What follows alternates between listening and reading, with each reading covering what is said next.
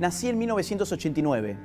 Soy parte de una generación que vivió toda su vida en democracia. Los violentos años 70 no llegaron a mí más que como un ejercicio de memoria histórica que se convirtió en política estatal justo cuando entré en el colegio secundario. En la práctica, esta política funcionó como un proceso de destrucción de la verdad histórica con fines partidarios, ideológicos y económicos. Lejos de conocer lo que verdaderamente ocurrió en la década del 70, los alumnos del siglo XXI fuimos adoctrinados en un relato historietístico, maniqueo y reduccionista. Si la teoría de los dos demonios ya era en sí misma reduccionista, dado que le salvaba el pellejo a la casta política, responsable primero de impulsar el terrorismo y después de promover la represión ilegal, la primera década del siglo XXI conoció la teoría del demonio único. La teoría del demonio único dice más o menos así: el horror de la década del 70 empieza un 24 de marzo de 1976, día en que las Fuerzas Armadas encabezan un golpe de Estado, poniendo en marcha un plan de aniquilamiento de jóvenes idealistas que luchaban por un mundo mejor, dejando como saldo 30.000 desaparecidos. Esta era toda la historia que nos contaban en el colegio. Pero a mí algo no me cerraba. Me parecía que al relato le faltaban partes. Me parecía que la historia que me estaban vendiendo estaba sesgada e incompleta. Por eso, a mis 15 años, decidí empezar a investigar por mi propia cuenta. Accedí a numerosa bibliografía, recorrí hemerotecas y me entrevisté con protagonistas de la época, y así pude conocer mejor nuestro pasado. Mientras hacía esto, era notorio en el colegio que a la mayoría de mis profesores no les agradaba que un simple alumno pusiera en crisis la teoría del demonio único que ellos tanto se esforzaban por instalar. Recuerdo la incomodidad en sus rostros cuando les hacía preguntas que no podían o no querían responder. En una ocasión rompieron carteles de las víctimas del terrorismo que yo había llevado para que el resto de los alumnos no conocieran nada sobre estas víctimas. En otra ocasión llegaron a sugerirme que si no aguantaba el adoctrinamiento, me cambiara de colegio. Todo esto aumentaba en mí la pasión por la verdad histórica. Desde entonces entendí que la historia no es solo aquello que nos cuentan, sino sobre todo lo que nos atrevemos a descubrir.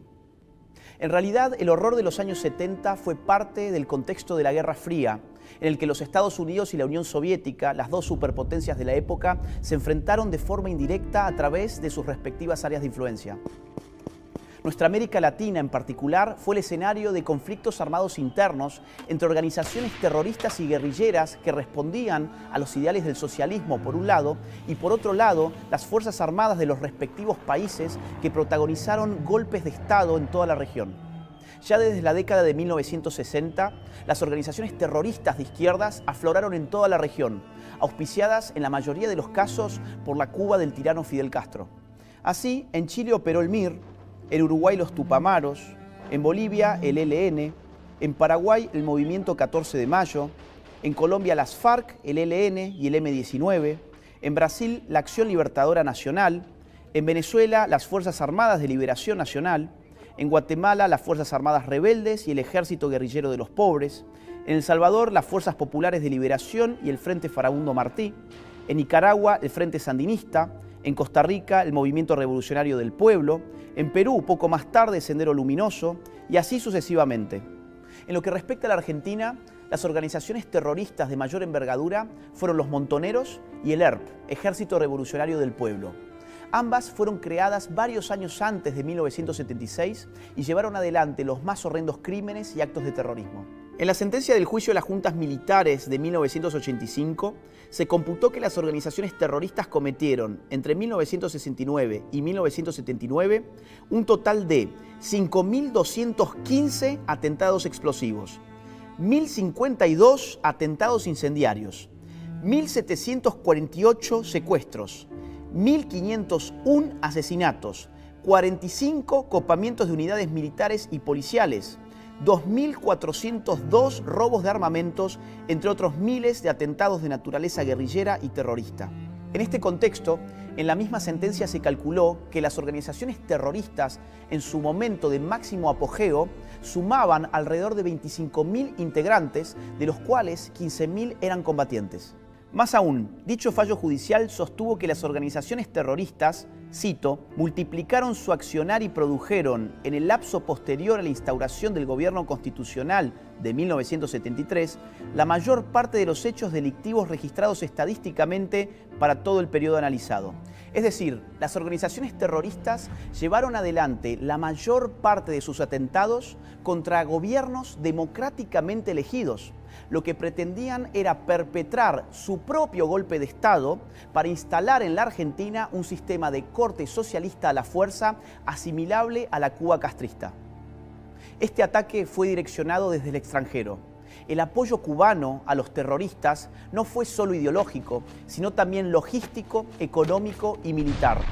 Tanto Montoneros como el ERP enviaron cuadros a La Habana para recibir entrenamiento en tácticas de combate, sabotaje y guerra de guerrillas. De entre otros muchos, destaca el testimonio de Jorge Massetti, ex guerrillero del ERP, que en un libro autobiográfico contó su experiencia personal en los entrenamientos cubanos. Debía pasar 3 meses en una unidad militar especial. Me entregaron botas, un uniforme verde oliva y ropa interior del mismo color. Me advirtieron que no podría salir en los 3 meses que duraría el curso y que mis movimientos debían limitarse a 50 metros a la redonda del área que me sería asignada. En mi vida había visto tantos fierros juntos, pistolas, revólveres, fusiles, subametralladoras, ametralladoras pesadas, granadas y hasta bazucas y lanzacohetes, más un montón de cajas de municiones. Comenzamos con las clases teóricas: uso táctico, funcionamiento, alcance efectivo, arma y desarme de campaña, balística y otras cuestiones relacionadas con el tema. Para las clases prácticas iba al polígono y disparaba con todo tipo de armamento de infantería. También practicábamos el tiro en movimiento, de defensa y de atentado, a pie y desde un auto, inclusive el tiro con fusil desde una avioneta. Nada de esto se nos ha contado a quienes no vivimos los años 70. Fuimos empujados a ignorar esta parte crucial de nuestra historia simplemente porque no convenía a los mercaderes de la memoria a medias. Y lo que tampoco les convenía era contarnos que, según las mismas organizaciones terroristas, lo que atravesaba a la Argentina en la década del 70 era un verdadero estado de guerra revolucionaria. De esto no cabía la menor duda en el momento en que la historia tenía lugar. Por ejemplo, desde su revista El Combatiente, el líder del ERP, Mario Roberto Santucho, el 16 de octubre de 1974, en pleno gobierno constitucional, decía lo siguiente: en los comienzos de la generalización de la guerra civil, redoblaremos nuestros esfuerzos de organización y militancia revolucionaria. A su vez, en esa misma revista, el 24 de noviembre del mismo año, se publicaba un artículo titulado ¿Por qué estamos en un proceso de guerra?, donde se afirmaba: nuestro partido resolvió crear el ejército revolucionario, es decir, asumir uno de los aspectos de la lucha de clases, el de más alto nivel, la lucha armada, la guerra popular revolucionaria como estrategia de poder. La lucha será larga, sin cuartel, en la que no se puede dar la mínima concesión al enemigo, en la que el problema militar, el aniquilamiento del enemigo por parte de las fuerzas populares, adquiere una importancia fundamental. Como estos, existe otro centenar de ejemplos similares. En este primer mes de gobierno parlamentario no serán olvidados. Su ejemplo alentará y guiará a los miles y miles de revolucionarios que nuestro pueblo destacará a las primeras filas del combate actual por el camino de la guerra revolucionaria hacia el poder obrero y popular. Por su parte, Montoneros hacía lo propio a través de sus órganos de prensa. En septiembre de 1975, bajo un gobierno democráticamente elegido, la revista Evita Montonera afirmaba: esta guerra, como toda guerra, se rige por un principio básico y elemental: proteger las propias fuerzas y aniquilar las del enemigo. Montoneros siempre se definió como una organización político-militar. Pero emprender la lucha armada implicaba la eventualidad cierta de matar. No había demonios, había una guerra civil. El mismísimo Juan Domingo Perón, en una carta a Montoneros fechada en febrero de 1971, caracteriza como guerra revolucionaria lo que está ocurriendo en la República Argentina. Totalmente de acuerdo en cuanto afirman sobre la guerra revolucionaria. Es el concepto cabal de tal actividad beligerante. Han de comprender los que realizan la guerra revolucionaria que en esa guerra todo es lícito si la finalidad es conveniente. Ya en 1974, a través de otra carta, esta vez dirigida a los militares del Regimiento de Azul, que había sido atacado por los terroristas, Perón calificó a estos últimos como psicópatas, a los que hay que exterminar uno a uno para el bien de la República. Por cadena nacional, Perón habló a todos los argentinos y dijo que había que aniquilar cuanto antes este terrorismo criminal. El lenguaje bélico es patente. Mientras los hechos se desarrollaban, los protagonistas hablaban y actuaban sabiéndose parte de una guerra revolucionaria. Por eso, tras el retorno de la democracia, incluso en la sentencia del juicio a las juntas militares de 1985, se reconoció lo siguiente. En consideración a los múltiples antecedentes acopiados en este proceso y a las características que asumió el fenómeno terrorista en la República Argentina, cabe concluir que dentro de los criterios clasificatorios que se vienen de expresar, este se correspondió con el concepto de guerra revolucionaria. Sin embargo, los promotores de la teoría del demonio único han negado la existencia de una guerra en la Argentina de los 70. Para ello, han acusado a quienes describen como un conflicto bélico lo ocurrido en aquel periodo de intentar justificar los horrores cometidos por las Fuerzas Armadas. No obstante, la realidad es exactamente la opuesta. Quienes han negado la guerra revolucionaria lo han hecho con el propósito de borrar de la historia los horrores cometidos por las organizaciones terroristas y para eliminar de la memoria colectiva a sus víctimas. La historia debe contarse completa o se convierte en un instrumento de manipulación política. No hay tal cosa como una verdad a medias. La omisión de lo necesario es tan grave como la afirmación del error. Si borraron de la historia las atrocidades de las organizaciones terroristas, también se encargaron de ocultar el hecho de que los métodos ilegales de represión estatal comenzaron durante el gobierno democrático anterior al 24 de marzo de 1976. En efecto, durante la presidencia de Juan Domingo Perón, se creó y empezó a actuar la AAA, una organización paramilitar vinculada al gobierno que secuestró y asesinó a cerca de 500 personas. Además, en febrero y en octubre de 1975, el gobierno de María Estela Martínez de Perón ordenó, por medio de 2 decretos del Poder Ejecutivo, las operaciones militares y de seguridad que sean necesarias a los efectos de aniquilar el accionar de los elementos subversivos, primero en Tucumán, provincia dominada por el ERP, y luego en todo el país. Por entonces ya era frecuente que los órganos de prensa de los terroristas denunciaran métodos de represión ilegal como la técnica de la desaparición forzada de sus integrantes. Por ejemplo, en su número de marzo de 1975, la revista Evita Montonera daba cuenta de un número indeterminado de secuestrados y desaparecidos. Asimismo, las organizaciones guerrilleras le endilgaban al gobierno la responsabilidad por los asesinatos de la AAA.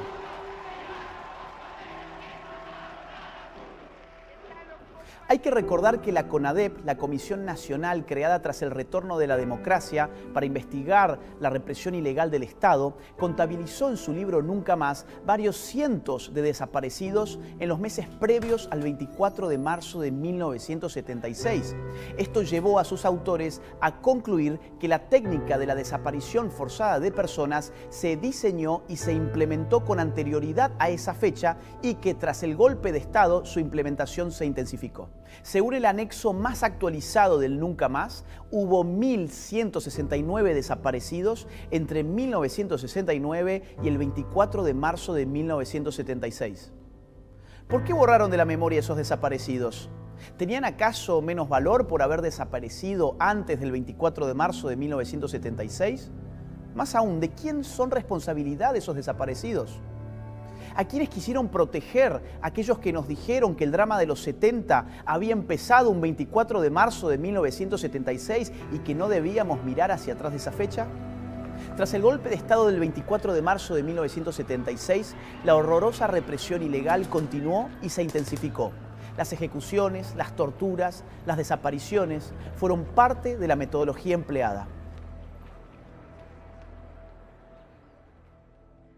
Por intereses políticos, ideológicos y económicos, los partidarios de la teoría del demonio único decidieron no ajustarse a los números que surgían de las investigaciones realizadas desde la vuelta de la democracia, sino que se empecinaron con instalar la consigna de los 30.000 desaparecidos. ¿Pero cuál fue el origen de esta consigna? Luis Labraña, el ex guerrillero que confesó públicamente haber inventado la cifra, dijo que lo hicieron porque necesitaban inflar la cantidad de desaparecidos a los fines de conseguir mayores apoyos en Europa. Se determinó un número y alguien dijo 30.000. Fui yo. Pero el negocio del setentismo, propiamente dicho, se inauguró tras el retorno de la democracia.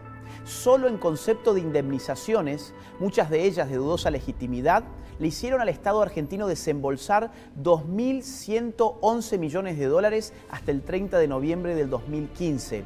A esto hay que sumarle los negociados de los autodenominados organismos de los derechos humanos con el Estado, que en realidad funcionaron como estructuras de poder político de los gobiernos de turno. Desde universidades de mentira hasta constructoras fraudulentas de casas que nunca se hicieron, la corrupción afloró por doquier. Estos organismos no solo fueron financiados con recursos del Estado, sino que también sirvieron como usinas de adoctrinamiento y como trampolines políticos para sus dirigentes. Mientras tanto, las víctimas del terrorismo nunca recibieron reparaciones ni reconocimiento alguno. El resultado fue un modelo de impunidad selectiva en el que algunos cobraban millones y los otros ni siquiera tenían derecho a la memoria. Regresando a la cifra de los 30.000 desaparecidos, lo cierto es que jamás surgió de ninguna investigación. En su informe publicado en 1985, la CONADEP contabilizó 8.961 desaparecidos para todo el periodo estudiado. A su vez, el último relevamiento de la Secretaría de Derechos Humanos, realizado en el año 2015 en el marco del Registro Único de Víctimas del Terrorismo de Estado, arribó a un total de 6.348 desaparecidos y 952 ejecutados a la luz pública. Sumados, dan 7.300 casos entre desaparecidos y ejecutados. Siempre me pareció inadmisible que existiendo investigaciones oficiales llevadas adelante y actualizadas bajo gobiernos democráticos, se nos hubiera impuesto una suerte de obligación moral de mentir. Vaya locura, una obligación moral de aferrarnos a la mentira cuando en realidad lo que la historia exige es la verdad. Otra vez nos dijeron que si no repetíamos ni convalidábamos el número 30.000, eso era porque pretendíamos negar los horrores de la represión ilegal. Pero ¿a quién se le ocurrió que 8.961 o 7.300 no eran suficientes para dimensionar la magnitud de la violencia y del desastre? ¿A quién se le ocurrió que no eran suficientes para decir nunca más? ¿A quién se le ocurrió que esos números por sí solos no causaban escozor? La historia debe ser completa y rigurosa.